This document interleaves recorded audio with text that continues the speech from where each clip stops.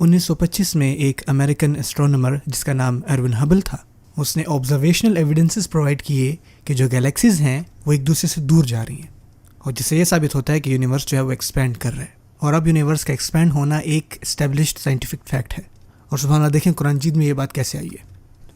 آسمان کو ہم نے اپنے ہاتھوں سے بنایا ہے اور یقیناً ہم کشادگی کرنے والے ہیں، سورہ زاریات آیت نمبر 47۔